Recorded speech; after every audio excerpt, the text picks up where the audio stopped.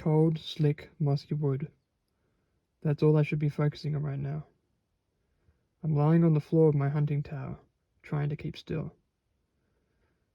But all I can think about is what I saw in the tall, dead, wet grass that lines the field outside my home in rural Texas. It's a strange feeling, I think to myself with my eyes closed, not knowing what something is or even if I saw anything. The eyes flash into my thoughts for the third time within the hour that I've been lying here. I can still hear it dragging something. It sounds big enough to be a deer. Oh, please let it just be a deer and not something else. Something else more my size and shape. Stop it, I think. I have to keep still, and those thoughts are not helping. It sounds like it's about 30 meters away.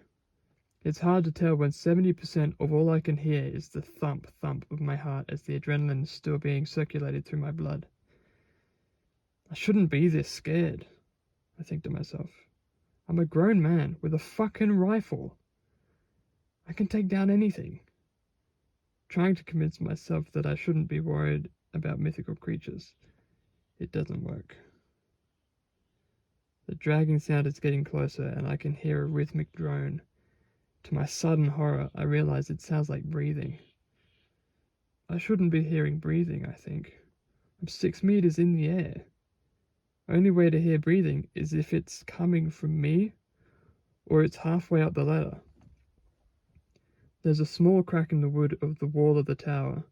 I very, very, very slowly start to roll over to look through. It's pitch black, as it is about 3 in the morning. I was planning to be home by 1 a.m., but I knew that wasn't going to work as soon as I saw the glowing green eyes, about twice as high up as they should have been, through my night vision scope. I'm almost at the right angle to look through with one eye when I hear a howl. It's to my right, the opposite side that the ladder is on. Then I hear whatever was outside stop moving or breathing. I'm almost relieved, stupidly hoping that what I thought was outside was just my imagination, when suddenly, and with the most horrifically heart-stopping scream, I realized that not only was the thing outside most definitely not just my imagination, but it was not human or any other creature that should be outside of a horror movie, let alone here, next to me, when all I have is a rifle that right now is not very comforting, and it's seeming very small. Feeling like I'm about to die just from the stress of being in a 25-mile radius of something that makes that noise, I realize I might actually die tonight. I won't get to tuck my daughter in. I won't get to see her grow up, get married, give her advice, hug her, or even just see her ever again. The last thought that I would have is how much I will miss her.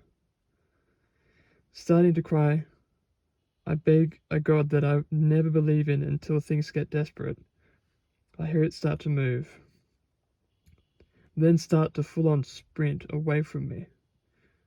The thumps from this massive beast are shaking the ground and leaving me breathless. I wait at least another 30 minutes before I start to feel like I could actually move without having another heart attack. I start to climb down the ladder, leaving my bag there in case I need all the speed that my dad legs can create to get back up to my home, my safe place, where my daughter is, and my whole life is.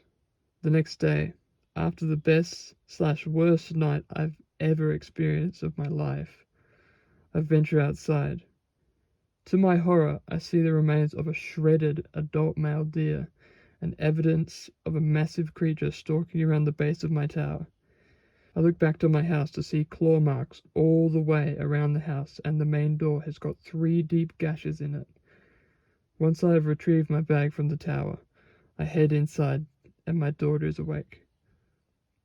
I make her some hot chocolate and we sit and enjoy. She has no idea how grateful I am right now of this moment that we share together.